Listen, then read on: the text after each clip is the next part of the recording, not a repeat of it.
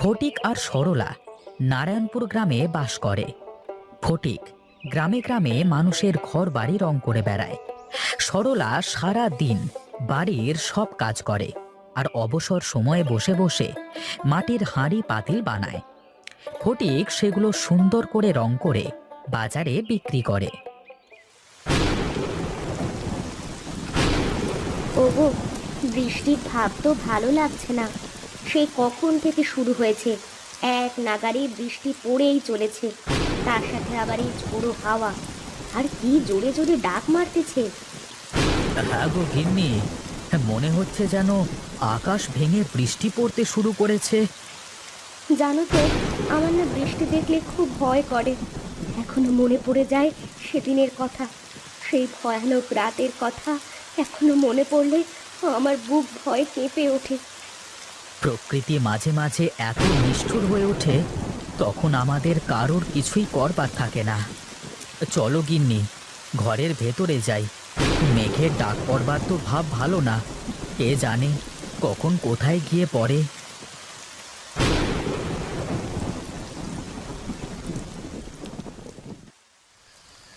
ওগো, জানলাটা একটু মেরে দাও, তাহলে আর বাইরে থেকে হাওয়া বাতাস আসবে না।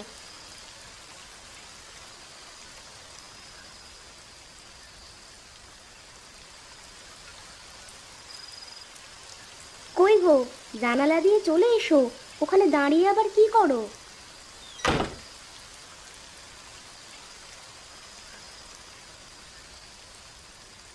বুঝলে গিন্নি, বৃষ্টি কমতে শুরু করেছে। মনে হচ্ছে চারপাশে পানিতে থই থই করছে। দু একদিন পরে মাছ হবে অনেক।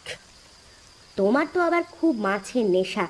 সারা দিন টোটো করে সারা গ্রাম ঘুরে কাজ বাজ করে এসেও তুমি ক্লান্ত হও না।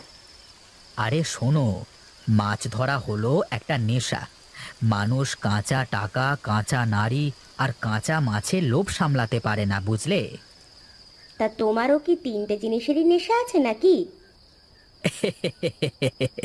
আমিও যেহেতু মানুষ, সেহেতু আমারও আছে, তোমারও আছে, সবারই আছে।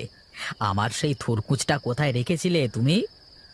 থুরকুসটা তো রান্নাঘরের ভিতরে রেখে দিয়েছিলাম, এখন কে জানে আছে কিনা। যদি রেখে থাকো তাহলে নিশ্চয়ই আছে। কে বা আছে ওখান থেকে নিতে যাবে? আমার অনেক ঘুম পাচ্ছে গো, চলো ঘুমিয়ে পড়ি। হ্যাঁ হ্যাঁ, ঠিকই বলেছ। বৃষ্টিটা হয়ে সব ঠান্ডা হয়ে গেছে। সকাল সকাল ঘুমিয়ে পড়ি, তা না হলে সকালে আবার উঠতে পারবো না।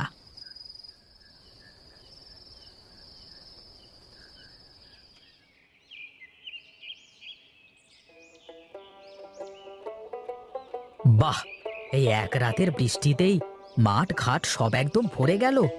আর এক দুবেলা বৃষ্টি হলে তো বন্যা হয়ে যেত মনে হয়।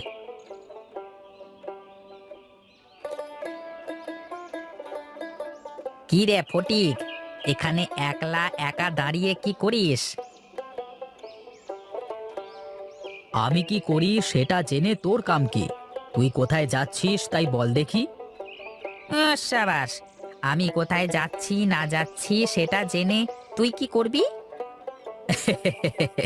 আমার তো আর খেয়ে দে কাজ নেই। তুই কোথায় কি করে বেড়াবি তার খোঁজ খবর নিয়ে বেড়াবো আমি? আমার তো কাজ আছে। তোর মতো তো আমি ভেদা মার্কা নই। হ্যাঁ বেশ তো, তা কাজ ফেলে এখানে দাঁড়িয়ে তাহলে কি করিস তুই? জানা, তুই তোর কাজে যা। সে আমার ইচ্ছে, আমি কাজে যাব না এখানে দাঁড়িয়ে থাকবো তাতে তোর কি? দেখ, বেশি গলাবাজি করিস নে। তুই যা এখান থেকে, এখন যা। হুম, এমন ভাবে বলছিস যেন মনে হচ্ছে এ মাঠের সব জমির মালিক তুই। সে যেই হোক মালিক, তুই তোর কাজে যা। আমি তোর মতলব এতক্ষণে বুঝতে পারলাম, চারটে সাপ। হ্যাঁ, কি বুঝলি বল দেখি? তুইও তো তাহলে আমার মতোই রে। তুইও চোর, আমিও চোর। চোরে চোরে মাস্তুতো ভাই, শুনিসনি? তুই তো মাছুরে ফটিক রে, হ্যাঁ? সেই ছোটবেলা থেকে তোকে চিনি, এখন তো ঘাড় তেরাও হয়ে গেছিস। এই শোন, রাতে যদি মাছ ধরতে আসিস তাহলে আমাকে গিয়ে একটা ডাক দিয়ে আসিস। দুজনে একসাথে আসলে খুব ভালো হবে, বুঝলি না? আমার অত ভয় নেই। তোর ভয় করে তুই অন্য কাউকে সাথে নিয়ে আসিস, আমার কাউকে লাগে না, চারটে সাপ। ধুর, তোর সাথে কথা বলে খালি খালি সময় নষ্ট করা ছাড়া আর কিছুই হয় না। আমি যাই, আমার কাজে যাই।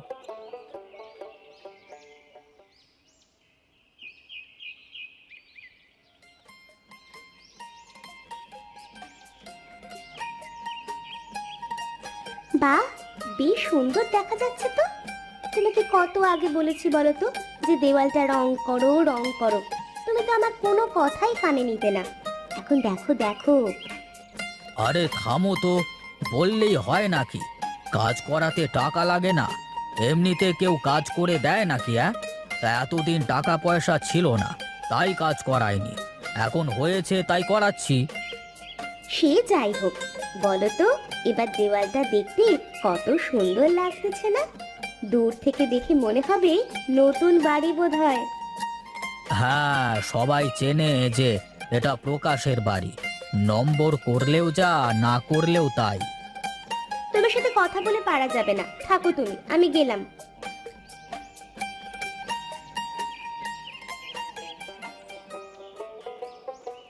দাদা, ঘরের গিন্নির সাথে এমন ভাবে কথা বললেন, আপনার তো আজ কপালে কষ্ট আছে। আরে ধুর, ছাড়ো তো।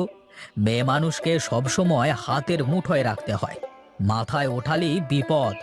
দেখবে তখন মাথার উপর কাঁঠাল ভেঙে খাবে, বুঝলে? তা কথা মন্দ বলনি দাদা, মেয়ে মানুষের মন বোঝা বড় দায়। ফটিক তার কাজ শেষ করে বাড়িতে ফিরে যায়।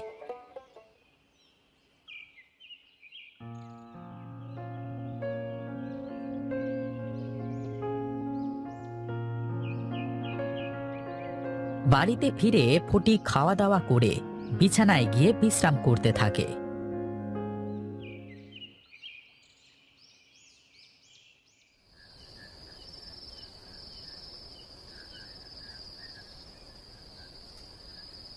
না, তেমন বড় মাছ তো দেখতে পাচ্ছি না। এইটুকু এইটুকু মাছ তো গাঁদবে না। দেখি, একটু সামনে আগিয়ে দেখি।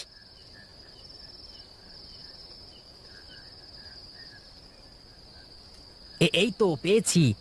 দেখি, তুমি এবার কি করে আমার হাতে ধরা না দিয়ে যাও চাঁদু। এই তো, এরকম আর দু চারটে পেলেই হয়ে যাবে। যাই যাই, সামনের দিকে আগাই।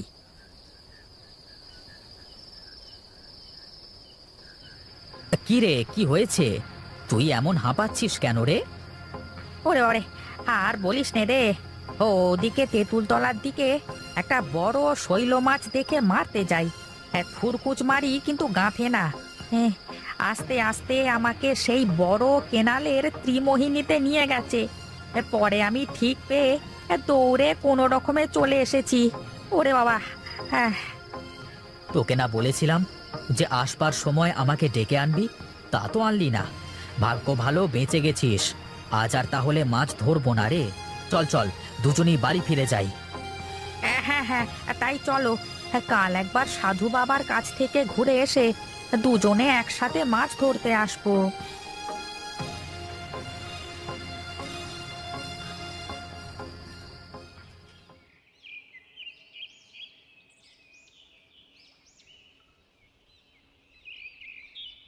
ফটিক আর মদন সাধু বাবার সাথে দেখা করবার জন্য রওনা দেয়।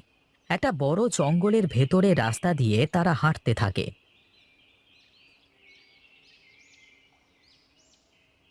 হাঁটতে হাঁটতে তারা সাধু বাবার দেখা পায়। সাধু বাবা একটা বড় বটগাছের নিচে বসে ধ্যান করতে থাকে। সাধু বাবা, আপনার সাথে আমাদের কিছু কথা ছিল। বল, কি বলতে চাস? আমি তোদের জন্য কি করতে পারি?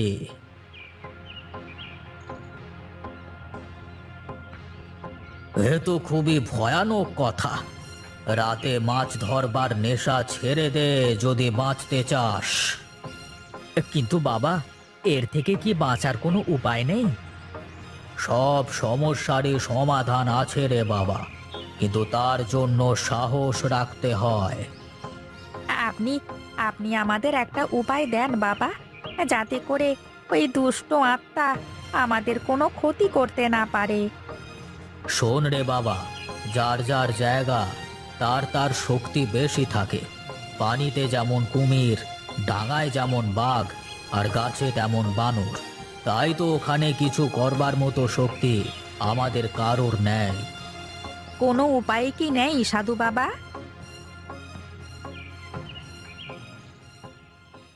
আর শোন, এরপর থেকে যখন মাছ ধরতে যাবি, তখন এই চাল আর ডাল সাথে রাখবি।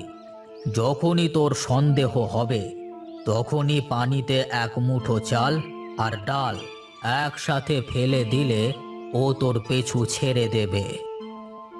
ঠিক আছে বাবা, এখন তাহলে আমরা চলি।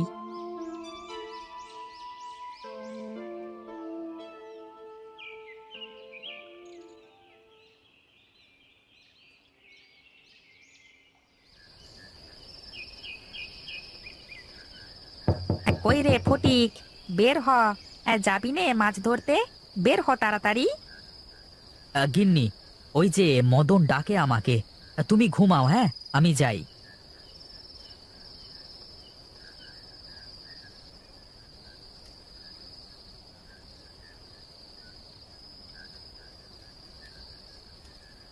কই, কোথায় গেল হারামজাদা?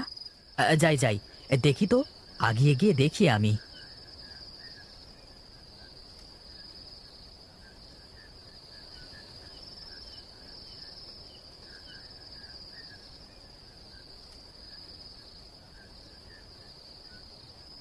এই তো, দাঁড়া। কোথায় যাবি? আয় আয় আয়, আমার থুরকুচে আয়।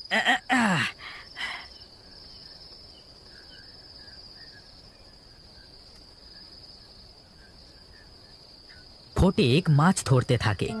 একটা বড় মাছ দেখে ফটিক আস্তে আস্তে পানির মধ্যে নেমে যায়।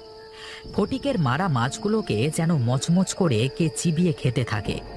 হঠাৎ ফটিকের মনের মধ্যে সন্দেহ জাগে। ফটিক পেছন ফিরে তাকায়।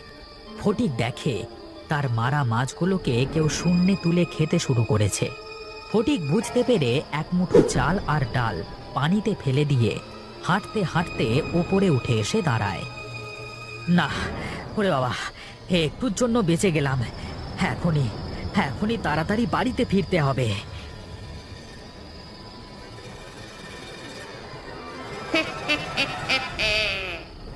আজ তুই বেঁচে গেলি রে, চাল ডালের জন্য আজ বেঁচে গেলি। দেখি কদিন এভাবে বাঁচতে পারিস। আমি তোর রক্ত না খাওয়া পর্যন্ত শান্তি পাবো না।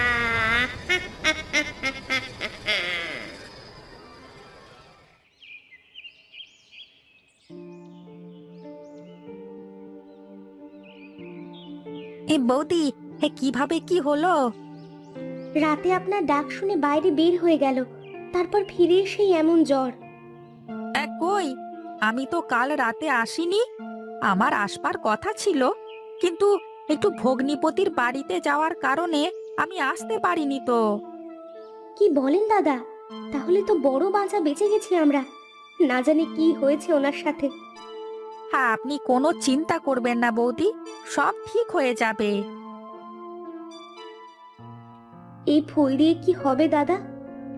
এই ফুল পানিতে ভিজিয়ে খাইয়ে দিলেই ওর ভেতর থেকে সব দুষ্ট চক্র দূর হয়ে যাবে, জ্বর পানি হয়ে যাবে।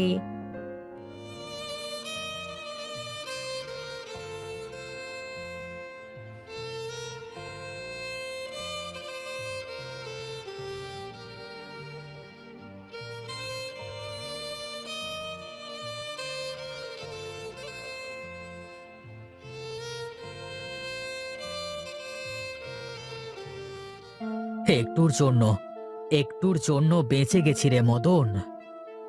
বড় হলি, কিন্তু বুদ্ধি হলো না। রাতের বেলায় কারোর এক ডাকে বাইরে বের হতে হয় না, সেটা তোর জানা নেই? আছে তো, কিন্তু আমি ভাবলাম তোর তো আসবার কথা, তাহলে হয়তো তুই হবি। এরকম ভুল আর কখনো করিস নে।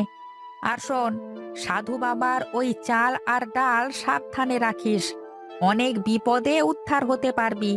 এখন তাহলে আমি যাই।